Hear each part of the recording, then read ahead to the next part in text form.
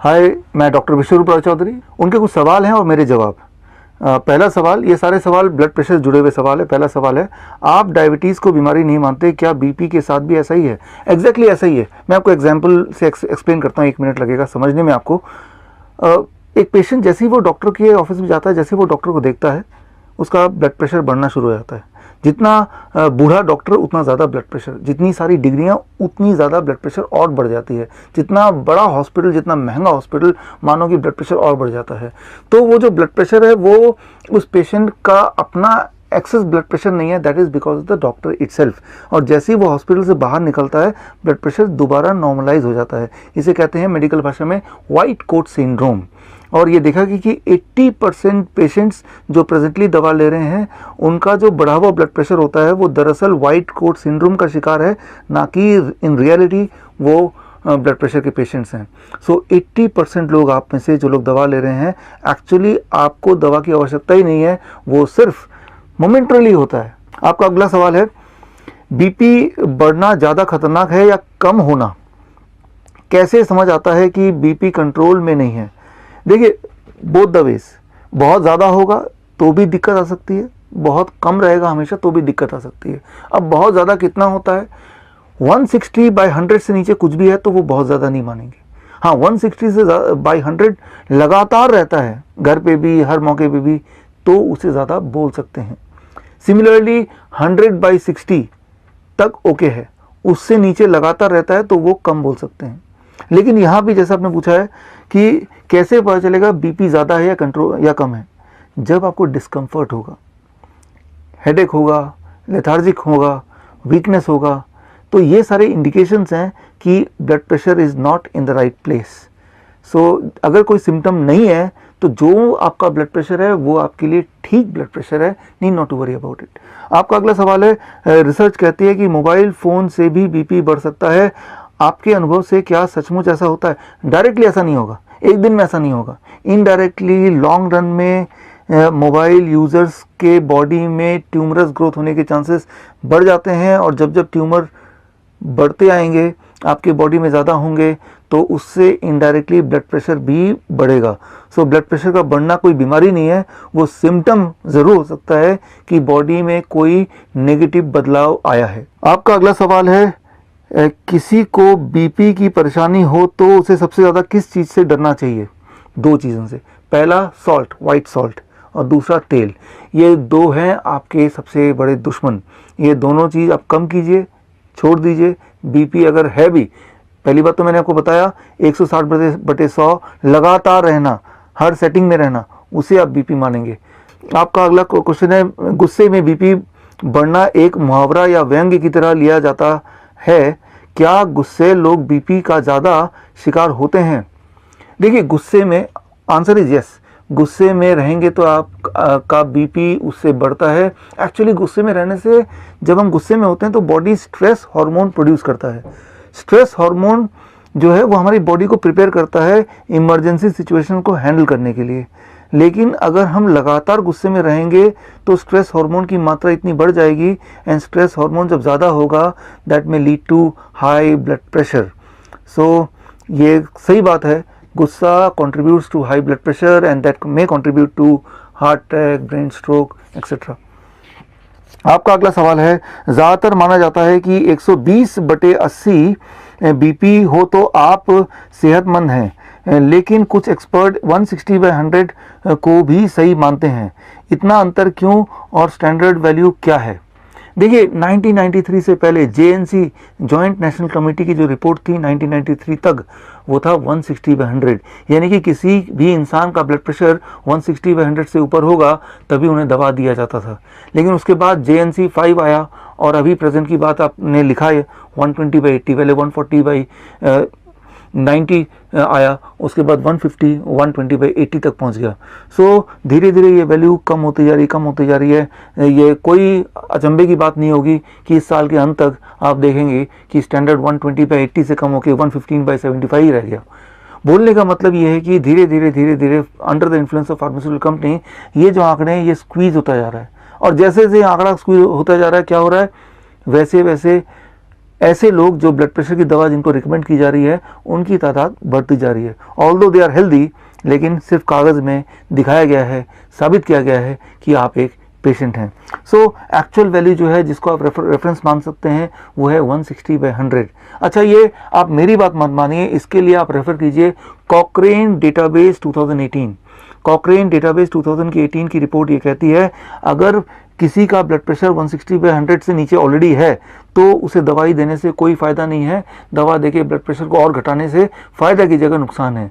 हाँ, अगर पेशेंट का या किसी भी इंसान का ब्लड प्रेशर 160/100 से ऊपर है और लगातार है, तभी वो असली हकदार है दवाओं का या लाइफस्टाइल को चेंज करने का। सो 160/100 is the authentic point of reference, और ये साबित किया है कॉक्रेन कोलैबोरेशन 2018 की रिपोर्ट में भी। आपका अगला सवाल है, डायबिटीज़ कंट्रोल की तरह क्या खाने पीने की आदतों का कोई फार्मूला है जिससे हर कोई अपना बीपी कंट्रोल कर सके? फार्मूला है, बहुत ही आसान। पहली चीज़, क्या नहीं लेना है। याद रखिए, कोई भी चीज़ जो एनिमल से आती है, जानवरों से आती है, उसे परहेज, उसको नहीं लेना है। जैसे डेयरी प्रोडक्ट है, एनिमल फूड है, चिकन, मटन, फिश, अंडा, ये सब चीज़ नहीं लेना, पहली चीज़। दूसरा, नमक और तेल, मैंने पहले ही बताया। एक्चुअली नमक क्या करता है, नमक आपके बॉडी में पानी को स्टोर कर देता है, और जितना ज़्यादा पानी स्टोर होगा उतना ब्लड प्रेशर बढ़ेगा। तो इन चीज़ों को हटाना है। दो चीज़ ज़िंदगी से हटानी है और दो चीज़ जोड़नी है। वो क्या जोड़नी है? बहुत ही सिंपल बात है। पूरे दिन भर में आपको ये देखना है कि आपके पूरे डाइट का कम से कम 50% पार्ट फ्रूट्स एंड वेजिटेबल हो, फ्रूट्स एंड रॉ वेजिटेबल। मानो पूरे दिन भर में आप 2 kg खाना खाते हैं तो क्यों ना 1 kg सिर्फ फल और सब्जी हो, कच्ची सब्जी, सलाद जिसे कहते हैं, राइट। अगर ये कर लें तो आपका ब्लड प्रेशर अगर 160/100 से ऊपर रहता है तो वो रह नहीं सकता। It will take only 3 days, 72 hours to get back to the normal blood pressure without medication. यहाँ अगला क्वेश्चन है, हम भारतीय नमक भी खूब खाते हैं और चर्बी पर भी कंट्रोल नहीं करते, ऐसे में बीपी कब और कितना खतरनाक बन जाता है? ऐसे में बीपी बहुत खतरनाक बन जाता है। एक्चुअली क्या होता है, जैसे मैंने बताया, नमक पानी को रिटेन करता है और आपका बॉडी फूलता जाता है। That is a excess water retention, और एक्सेस वाटर से सूजन होने लगती है, किडनी फेल होने लगता है, हार्ट ठीक से काम नहीं करता है, आपके बॉडी के हर ऑर्गन पर बहुत ही बुरा प्रभाव पड़ता है। आप एक्सपेरिमेंट करके देखिए, 3 दिन के लिए आप नमक छोड़ दीजिए, आप देखेंगे आपका वेट भी करीब 3 kg या 1.5 से 3 kg आपका वेट घट जाएगा। तो वो जो घटा वेट है वो फैट बर्न नहीं हुआ, वो आपकी बॉडी में जो एक्स्ट्रा वाटर था वो गायब हो गया। अब साथ में आप अपना ब्लड प्रेशर देख लीजिए, वो भी आपको कम मिलेगा। सो यानी कि वो जो एक्स्ट्रा वाटर था वो आप ढो रहे थे, वो आपके बॉडी के लिए, हार्ट के लिए, इवन लंग्स के लिए, किडनी के लिए बहुत बड़ा बर्डन था। सो यही मैं बोलूँगा कि नमक को आप ख़त्म कीजिए। कैसे? एक याद रखिए बात, बहुत ही सिंपल। इंसान का बना हुआ कोई भी वस्तु में नमक खूब होता है, सोडियम बहुत ज़्यादा होता है। बिस्किट है, ब्रेड है, कोई भी पैक्ड फूड है, और भगवान के बने हुए किसी भी वस्तु में सोडियम, नमक बहुत ही कम होता है, जैसे fruits and vegetables, nuts, seeds, green leaves. So आप कोई भी चीज़ जब खाएं तो अपने आप से पूछिए, ये भगवान ने बनाया या इंसान ने बनाया? भगवान ने बनाया तो फ़ौरन खा लीजिए, उसे कुक करने की आवश्यकता नहीं है। ऐसा कर पाएंगे तो आपकी बीपी अगर बढ़ी है तो घट जाएगी, और बढ़ी नहीं है तो बढ़ेगी नहीं। अगला क्वेश्चन यह है, क्या बच्चों को भी बीपी की समस्या होती है? बच्चों को बीपी की समस्या होती है, डेफिनेटली होती है। अगर हाँ तो किस उम्र से और किन बातों का ध्यान रखना चाहिए? करीब 15 साल, 16 साल। उससे पहले बॉडी क्या करता है, बॉडी का एकोमोडेटिव मैकेनिज़्म है, डाइवर्जन मैकेनिज़्म है, जिसकी वजह से वो सॉल्ट कितना भी खाएंगे, चर्बी कितना भी खाएंगे, उसके बाद भी ब्लड प्रेशर एक पर्टिकुलर रेंज के अंदर ही रहेगा, because it will contribute to something else, right. वो बर्डन करेगा हार्ट और बर्डन करेगा किडनी पे ब्लड प्रेशर को मेंटेन करने के लिए। लेकिन 16 साल के बाद ये मैकेनिज़्म बॉडी का धीरे धीरे एकोमोडेटिव जो मैकेनिज़्म है वो कम होने लगता है। As a result of that 16 साल के बाद भी बच्चे बीपी के पेशेंट बनना शुरू हो जाते हैं। बीपी का पेशेंट मतलब ब्लड प्रेशर हाई 160/100 से। लेकिन ब्लड प्रेशर एक सिम्टम है, वो कोई बीमारी नहीं है। ब्लड प्रेशर ज़्यादा का मतलब ये है कि बॉडी में कुछ गड़बड़ है। मैं आपको उदाहरण से समझाता हूँ। ये पाइप है, ये मैं वाटर में फिट कर देता हूँ, टैप में फिट कर देता हूँ, मान लो ये पाइप, और पानी यहाँ से बह रहा है। अब वाटर का प्रेशर है पानी टैप पाइप के अंदर। अब पाइप को अगर मैं दबा दूंगा तो यहाँ वाटर प्रेशर बढ़ेगा या घटेगा? बढ़ जाएगा, वाटर प्रेशर बढ़ जाएगा। डायमीटर जैसे जैसे पाइप का घटेगा वैसे वैसे वाटर प्रेशर बढ़ेगा। Clear? Less diameter of the pipe, more water pressure. यही बात है, यही बात हमारे बॉडी के ब्लड वेसल्स में भी है। हमारे बॉडी का जो ब्लड वेसल है वो लगभग 1,00,000 किलोमीटर तक है, और वो पाइप की तरह यहाँ पे पानी की जगह ब्लड फ्लो कर रहा है। और होता क्या है कि अंदर ब्लॉकेज हो जाते हैं। जैसे जैसे ब्लॉकेज होता है तो डायमीटर कम होने लगता है, जैसे जैसे डायमीटर कम होने लगता है so water pressure blood pressure बढ़ने लगता है, ब्लड प्रेशर बढ़ जाता है। सो जब भी ब्लड प्रेशर ज़्यादा होगा किसी का लगातार, इसका मतलब उसके बॉडी के अंदर, पूरे बॉडी में हज़ारों जगह पे ब्लड वेसल्स के अंदर छोटे छोटे ब्लॉकेजेस हैं, और वो कई सारे जब ब्लॉकेज बन जाते हैं तो बॉडी एकोमोडेट करने के लिए, ब्लड सर्कुलेट करने के लिए ठीक से ब्लड का प्रेशर ऑटोमेटिकली बढ़ा देती है। सो ब्लड प्रेशर प्रॉब्लम नहीं है, प्रॉब्लम यह है कि बॉडी में इंडिकेशन है कि बहुत सारे छोटे छोटे ट्यूमरस ग्रोथ है या ब्लॉकेजेस हैं।